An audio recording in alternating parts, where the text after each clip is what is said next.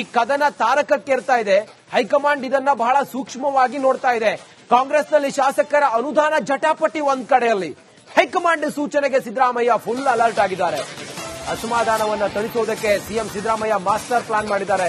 July 1ರಿಂದ CM ಜಿಲ್ಲಾವಾರು ಶಾಸಕರ ಸಭೆಯನ್ನ ಮಾಡ್ತಾ ಇದ್ದಾರೆ. ಮುಂದಿನ ತಿಂಗಳಿನಿಂದ ಶಾಸಕರ ಸಮಸ್ಯೆಯನ್ನ ಆಲಿಸೋದಕ್ಕೆ ಸಿದ್ದರಾಮಯ್ಯ ಚಿಂತನೆ ಮಾಡ್ತಾ ಇದ್ದಾರೆ. ಹಾದಿ ಬೀದಿಯಲ್ಲಿ ಶಾಸಕರುಗಳು ತಮ್ಮ ಕ್ಷೇತ್ರಕ್ಕೆ ಅನುದಾನ ಬರದೇ ಇರೋದ್ರ ಬಗ್ಗೆ ಅಥವಾ ತಮ್ಮ ಮಾತಿಗೆ ಸಚಿವರುಗಳು ಕಿಮ್ಮತ್ತು ಕೊಡದೇ ಇರೋದ್ರ ಬಗ್ಗೆ ಹಾದಿ ಬೀದಿಯಲ್ಲಿ ಮಾತಾಡಿ ಪಕ್ಷಕ್ಕೆ ಡ್ಯಾಮೇಜ್ ಮಾಡ್ತಾ ಇದ್ದಾರೆ. ಸರ್ಕಾರಕ್ಕೂ ಕೂಡ ಇದರಿಂದ ಮುಜುಗರ ಆಗ್ತಾ ಇದೆ. ಹೀಗೆಲ್ಲ ಇರುವಾಗ ಮುಂದಿನ ತಿಂಗಳು 1ನೇ ತಾರೀಕಿನಿಂದ ಸಿಎಂ ಸಿದ್ದರಾಮಯ್ಯ ಶಾಸಕರ ಕುಂದು ಕೊರತೆಗಳನ್ನ ಆಲಿಸುವುದಕ್ಕೆ ಈಗ ಹೊರಟಿದ್ದಾರೆ. ನಿಮ್ ಜಿಲ್ಲೆಗಳಲ್ಲಿ ಯಾವ ಅಭಿವೃದ್ಧಿ ಕೆಲಸ ಆಗ್ಬೇಕು, ಎಷ್ಟು ಹಣ ಬೇಕು ನಿಮ್ ಜಿಲ್ಲೆಗೆ ಅನ್ನೋದ್ರ ಬಗ್ಗೆ ಪಟ್ಟಿ ಕೊಡಿ ಅಂತೇಳಿ ಸಿಎಂ ಸಿದ್ದರಾಮಯ್ಯ ಹೇಳಿದ್ದಾರೆ. ಅಂದ್ರೆ ಈಗ ಹಿರಿಯ ಶಾಸಕರುಗಳೇ ಸಚಿವರ ವಿರುದ್ಧ, ಸರ್ಕಾರದ ವಿರುದ್ಧ ರೆಬಲ್ ಆಗಿರುವಂತಹ ಸಮಯದಲ್ಲಿ ಅವರನ್ನ ವಿಶ್ವಾಸಕ್ಕೆ ತೆಗೆದುಕೊಂಡು ಬರೋದು ಸಿದ್ದರಾಮಯ್ಯನವರ ವಿಚಾರ ಆಗಿದೆ. ಹಂಗ್ ನೋಡಿದ್ರೆ ಈ ರೆಬಲ್ ಆದಂತ ಶಾಸಕರೆಲ್ಲರೂ ಕೂಡ ಸಿದ್ದರಾಮಯ್ಯ ಅವರ ಬಣದವರೇ. ಮಾತುಕತೆಯಲ್ಲಿ ಸರಿ ಹೋಗಬಹುದಾದಂತ ವಿಚಾರ ಇದು. ಬಿಜೆಪಿಗೆ ಅತಿ ದೊಡ್ಡ ಅಸ್ತ್ರವಾಗಿರೋದು ಕಾಂಗ್ರೆಸ್ ವರ್ಸಸ್ ಕಾಂಗ್ರೆಸ್ ಆಗಿರೋದೆ. ಇದೆಲ್ಲವನ್ನ ತಣಿಸೋದಕ್ಕೆ ಈಗ ಸಿದ್ದರಾಮಯ್ಯ ಹೊರಟಿದ್ದಾರೆ. ಇನ್ನಷ್ಟು ಮಾಹಿತಿಯೊಂದಿಗೆ ನಮ್ಮ ಪ್ರತಿನಿಧಿ ಸೀನಿಯರ್ ರಿಪೋರ್ಟರ್ ಬಸವರಾಜು ಈಗ ದೂರವಾಣಿ ಸಂಪರ್ಕದಲ್ಲಿದ್ದಾರೆ. ಬಸವರಾಜು, ಒಂದು ಕಡೆಯಲ್ಲಿ ಡಿಕೆ ಶಿವಕುಮಾರ್ ಅವರ ಈ ನಡೆ, ಮತ್ತೊಂದು ಕಡೆಯಲ್ಲಿ ಸಿಎಂ ಸಿದ್ದರಾಮಯ್ಯನವರು ಶಾಸಕರನ್ನ ವಿಶ್ವಾಸಕ್ಕೆ ತೆಗೆದುಕೊಂಡು ಹೋಗ್ತಾ ಇರೋದು, ಮತ್ತೊಂದು ಕಡೆಯಲ್ಲಿ ಹೈಕಮಾಂಡ್ ಇದೆಲ್ಲವನ್ನ ಸೂಕ್ಷ್ಮವಾಗಿ ಗಮನಿಸ್ತಾ ಇರೋದು. ಈ ಹೊತ್ತಿಗೆ ಏನಾಗ್ತಾ ಇದೆ ಕಾಂಗ್ರೆಸ್ ಪಾಳ್ಯದಲ್ಲಿ ಬಸವರಾಜು? ರಂಜಿತ್, ಕಾಂಗ್ರೆಸ್ ಸರ್ಕಾರ ಬಂದಾಗ್ಲಿಂದಲೂ ಕೂಡ ಪವರ್ ಶೇರಿಂಗ್ ಏನಿದೆ ಅದು ಜೀವಂತವಾಗಿ ಇನ್ನೂ ಇದ್ದೇ ಇದೆ. ಹೀಗಾಗಿ ಪವರ್ ಶೇರಿಂಗ್ ನವೆಂಬರ್ ಡಿಸೆಂಬರ್ಗೆ ಆಗತ್ತಾ ಇಲ್ವಾ ಅನ್ನುವಂತ ಚರ್ಚೆ ರಾಜ್ಯ ಕಾಂಗ್ರೆಸ್ನಲ್ಲಿ ಮತ್ತು ಸರ್ಕಾರದಲ್ಲಿ ಜೋರಾಗಿ ನಡೀತಿದ್ದಾವೆ. ಇದ್ರ ನಡುವೆ ಪವರ್ ಶೇರಿಂಗ್ ಮಾಡ್ಬೇಕಾ ಬೇಡವಾ ಅನ್ನುವಂಥ ಜಿಜ್ಞಾಸೆ ಕೂಡ ಕಾಂಗ್ರೆಸ್ ಹೈಕಮಾಂಡ್ಗೆ ಇದ್ದಂತೆ ಕಾಣಿಸ್ತಾ ಇದೆ. ಆ ಮೇಲ್ನೋಟಕ್ಕೆ ಪವರ್ ಶೇರಿಂಗ್ ಆಗ್ಬೇಕು ಅನ್ನುವಂಥದ್ದು ಒಂದಷ್ಟು ಜನರ ಒತ್ತಾಸೆ ಆದ್ರೂ ಕೂಡ ಇನ್ನೊಂದಷ್ಟು ಸಿದ್ದರಾಮಯ್ಯ ಬಣದ ಶಾಸಕರದ್ದು ಬೇಡ, ಸಿದ್ದರಾಮಯ್ಯ ಅವರೇ ಮುಂದುವರಿಲಿ, ಇನ್ನಷ್ಟು ಸ್ಟ್ರಾಂಗ್ ಆಗ್ಲಿ ಸಿದ್ದರಾಮಯ್ಯ ಅವರು ಅನ್ನುವಂಥದ್ದು ಒಂದಷ್ಟು ಸಲಹೆಗಳನ್ನ ಸಿದ್ದರಾಮಯ್ಯ ಅವರು ಕೊಡ್ತಾ ಇದ್ದಾರೆ. ಆ ನಿಟ್ಟಿನಲ್ಲಿ ಸಿದ್ದರಾಮಯ್ಯ ಅವರು ಒಂದಷ್ಟು ಶಾಸಕರನ್ನ ಕರೆದು ಮಾತನಾಡುವಂಥದ್ದು ಮತ್ತು ಅವ್ರಿಗೆ ಬೇಕಾದಂತಹ ಅನುದಾನಗಳನ್ನು ಕೊಡ್ತಕ್ಕಂಥದ್ದು ಮತ್ತು ಅವ್ರಿಗೆ ಸಮಸ್ಯೆಗಳನ್ನ ಪರಿಹಾರ ಮಾಡ್ತಕ್ಕಂಥ ಕೆಲಸವನ್ನು ಮಾಡ್ತಾ ಇದ್ದಾರೆ. ಇನ್ನುಳಿದಂತೆ ಡಿಕೆ ಶಿವಕುಮಾರ್ ಅವರು ಕೂಡ ಶಾಸಕರನ್ನ ವಿಶ್ವಾಸಕ್ಕೆ ತೆಗೆದುಕೊಳ್ಳುವಂತ ಕೆಲಸವನ್ನು ಮಾಡ್ತಾ ಇದ್ದಾರೆ ಮುಂದಿನ ಅಧಿಕಾರವನ್ನ ಹಿಡಿಯುವ ನಿಟ್ಟಿನಲ್ಲಿ. ಆದ್ರೆ ಕಾಂಗ್ರೆಸ್ ಹೈಕಮಾಂಡ್ ಕೂಡ ಇವನ್ನೆಲ್ಲವನ್ನು ಕೂಡ ಸೂಕ್ಷ್ಮವಾಗಿ ಗಮನಿಸ್ತಾ ಇದೆ. ಮುಂದೆ ಆಗ್ತಕ್ಕಂಥ ಬದಲಾವಣೆಗಳು ಯಾವ ರೀತಿಯಾಗಿ ಆಗಬಹುದು ಅನ್ನುವಂತ ಒಂದು ಗಮನವನ್ನ ಕೂಡ ರಾಜ್ಯದ ಮೇಲೆ ಕಣ್ಣಿಟ್ಟಿದೆ ಮತ್ತು ತನ್ನದೇ ಆದ ಸೋರ್ಸ್ಗಳ ಮೂಲಕ ಸಿಎಂ ಅವರ ನಡೆಗಳು ಯಾವ ರೀತಿಯಾಗಿದ್ದಾವೆ, ಸಿಎಂ ಅವರ ಬದಲಾವಣೆ ಆಗಿದೆಯಾ, ಒಂದು ವೇಳೆ ಸಿಎಂ ಅವರು ಸಿಎಂ ಬದಲಾವಣೆ ಮಾಡಬೇಕು ಅನ್ನುವಂತಾದ್ರೆ ರಾಜ್ಯದಲ್ಲಿ ಆಗ್ತಕ್ಕಂಥ ಬದಲಾವಣೆಗಳನ್ನು ಸರ್ಕಾರ ಬಿದ್ದು ಹೋಗಬಹುದಾ ಅಥವಾ ಬಿದ್ದು ಹೋಗದೆ ಪವರ್ ಶೇರಿಂಗ್ ಅನ್ನ ಮಾಡಬಹುದಾ, ಡಿಕೆ ಶಿವಕುಮಾರ್ ಅವರಿಗೆ ಒಂದು ಸಿಎಂ ಸ್ಥಾನವನ್ನ ಕೊಟ್ರೆ ಅವರು ಸರಿಯಾಗಿ ನಿಭಾಯಿಸ್ತಾರಾ ಇಲ್ವಾ ಅಥವಾ ಅದನ್ನ ಅಧಿಕಾರವನ್ನು ಉಳಿಸ್ಕೋತಾರಾ ಇಲ್ವಾ ಅನ್ನುವಂಥದ್ದು ಕೂಡ ಎಲ್ಲವನ್ನು ಕೂಡ ಸೂಕ್ಷ್ಮವಾಗಿ ಮಾಹಿತಿಗಳನ್ನ ಕಲೆ ಹಾಕ್ತಾ ಇದೆ. ಹಾಗಾಗಿ ಒಂದು ವೇಳೆ ಏನಾದರೂ ಡಿಕೆ ಶಿವಕುಮಾರ್ ಅವರು ಎಲ್ಲವನ್ನೂ ಕೂಡ ಸರಿಯಾಗಿ ನಿಭಾಯಿಸಬಲ್ಲರು ಅನ್ನುವಂತ ಒಂದು ಅಂಶ ಏನಾದರೂ ಹೈಕಮಾಂಡ್ಗೆ ಮನವರಿಕೆ ಆಗಿದ್ದೆ ಅದಲ್ಲಿ ಖಂಡಿತವಾಗಿ ಕೂಡ ಪವರ್ ಶೇರಿಂಗ್ ಆಗುವಂತ ಸಾಧ್ಯತೆಗಳಿದಾವೆ. ಅದು 3 ವರ್ಷದ ಬಳಿಕ.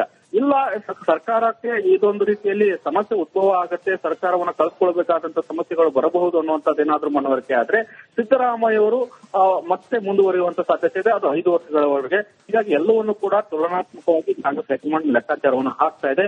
ಅದನ್ನ ನವೆಂಬರ್ ಒಳಗೆ ಒಂದು ಸಂಪುಟ ಪುನರ್ರಚನೆ ಮಾಡಿ ಕೂಡ ಪ್ರಯೋಗ ಮಾಡಿ ಮುಂದಾಗ್ತಾ ಇದೆ. ರಂಜಿತ್, ಥ್ಯಾಂಕ್ ಯು ಬಸವರಾಜ ಮಾಹಿತಿಗಾಗಿ. ಈ ಕದನ ತಾರಕಕ್ಕೇರ್ತಾ ಇದೆ. ಹೈಕಮಾಂಡ್ ಇದನ್ನ ಬಹಳ ಸೂಕ್ಷ್ಮವಾಗಿ ನೋಡ್ತಾ ಇದೆ. ಕಾಂಗ್ರೆಸ್ನಲ್ಲಿ ಶಾಸಕರ ಅನುದಾನ ಜಟಾಪಟಿ ಒಂದ್ ಕಡೆಯಲ್ಲಿ, ಹೈಕಮಾಂಡ್ ಸೂಚನೆಗೆ ಸಿದ್ದರಾಮಯ್ಯ ಫುಲ್ ಅಲರ್ಟ್ ಆಗಿದ್ದಾರೆ. ಅಸಮಾಧಾನವನ್ನ ತಣಿಸೋದಕ್ಕೆ ಸಿಎಂ ಸಿದ್ದರಾಮಯ್ಯ ಮಾಸ್ಟರ್ ಪ್ಲಾನ್ ಮಾಡಿದ್ದಾರೆ. ಜುಲೈ 1ರಿಂದ ಸಿಎಂ ಜಿಲ್ಲಾವಾರು ಶಾಸಕರ ಸಭೆಯನ್ನ ಮಾಡ್ತಾ ಇದ್ದಾರೆ. ಮುಂದಿನ ತಿಂಗಳಿನಿಂದ ಶಾಸಕರ ಸಮಸ್ಯೆಯನ್ನ ಆಲಿಸೋದಕ್ಕೆ ಸಿದ್ದರಾಮಯ್ಯ ಚಿಂತನೆ ಮಾಡ್ತಾ ಇದ್ದಾರೆ. ಹಾದಿ ಬೀದಿಯಲ್ಲಿ ಶಾಸಕರುಗಳು ತಮ್ಮ ಕ್ಷೇತ್ರಕ್ಕೆ ಅನುದಾನ ಬರದೇ ಇರೋದ್ರ ಬಗ್ಗೆ ಅಥವಾ ತಮ್ಮ ಮಾತಿಗೆ ಸಚಿವರುಗಳು ಕಿಮ್ಮತ್ತು ಕೊಡದೇ ಇರೋದ್ರ ಬಗ್ಗೆ ಹಾದಿ ಬೀದಿಯಲ್ಲಿ ಮಾತಾಡಿ ಪಕ್ಷಕ್ಕೆ ಡ್ಯಾಮೇಜ್ ಮಾಡ್ತಾ ಇದ್ದಾರೆ.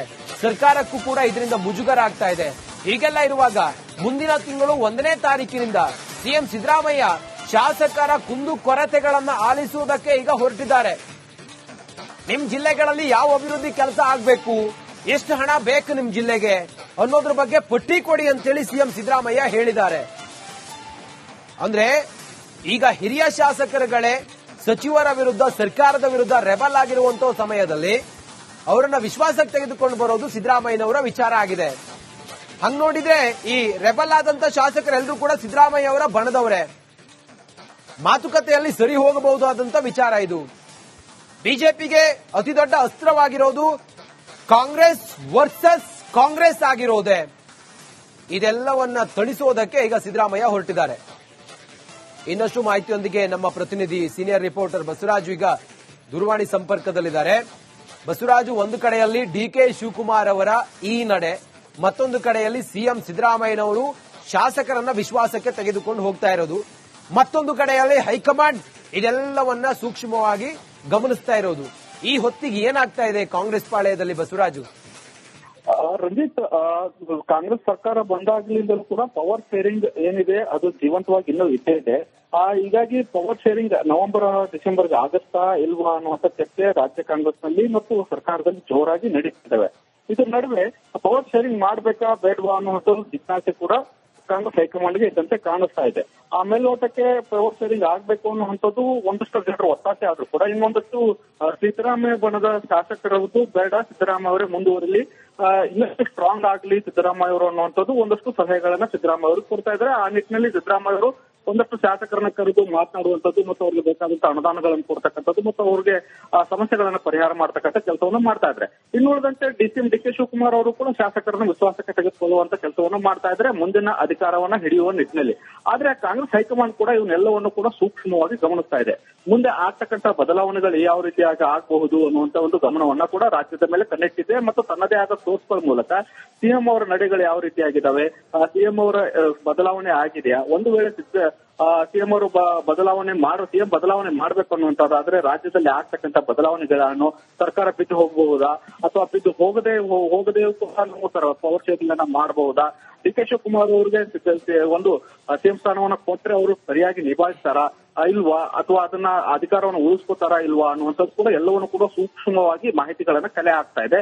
ಹಾಗಾಗಿ ಒಂದು ವೇಳೆ ಏನಾದರೂ ಡಿ ಕೆ ಶಿವಕುಮಾರ್ ಅವರು ಎಲ್ಲವನ್ನೂ ಕೂಡ ಸರಿಯಾಗಿ ನಿಭಾಯಿಸಬಲ್ಲರು ಅನ್ನುವಂತ ಒಂದು ಅಂಶ ಏನಾದರೂ ಹೈಕಮಾಂಡ್ಗೆ ಮನವರಿಕೆ ಆಗಿದ್ದೆ ಅದಲ್ಲಿ ಖಂಡಿತವಾಗಿ ಕೂಡ ಪವರ್ ಶೇರಿಂಗ್ ಆಗುವಂತ ಸಾಧ್ಯತೆಗಳಿದಾವೆ. ಅದು 3 ವರ್ಷದ ಬಳಿಕ. ಇಲ್ಲ ಸರ್ಕಾರಕ್ಕೆ ಇದೊಂದು ರೀತಿಯಲ್ಲಿ ಸಮಸ್ಯೆ ಉದ್ಭವ ಆಗತ್ತೆ, ಸರ್ಕಾರವನ್ನ ಕಳ್ಕೊಳ್ಬೇಕಾದಂತ ಸಮಸ್ಯೆಗಳು ಬರಬಹುದು ಅನ್ನುವಂಥದ್ದೇನಾದ್ರೂ ಮನವರಿಕೆ ಆದ್ರೆ ಸಿದ್ದರಾಮಯ್ಯ ಅವರು ಮತ್ತೆ ಮುಂದುವರಿಯುವಂತ ಸಾಧ್ಯತೆ ಇದೆ. ಅದು 5 ವರ್ಷಗಳವರೆಗೆ. ಹೀಗಾಗಿ ಎಲ್ಲವನ್ನು ಕೂಡ ತುಲನಾತ್ಮಕವಾಗಿ ಕಾಂಗ್ರೆಸ್ ಹೈಕಮಾಂಡ್ ಲೆಕ್ಕಾಚಾರವನ್ನು ಹಾಕ್ತಾ ಇದೆ. ಅದನ್ನ ನವೆಂಬರ್ ಒಳಗೆ ಒಂದಷ್ಟು ಒಂದು ಸಂಪುಟ ಪುನರ್ರಚನೆ ಮಾಡಿ ಕೂಡ ಪ್ರಯೋಗ ಮಾಡಿ ಮುಂದಾಗ್ತಾ ಇದೆ. ರಂಜಿತ್, ಥ್ಯಾಂಕ್ ಯು ಬಸವರಾಜ ಮಾಹಿತಿಗಾಗಿ.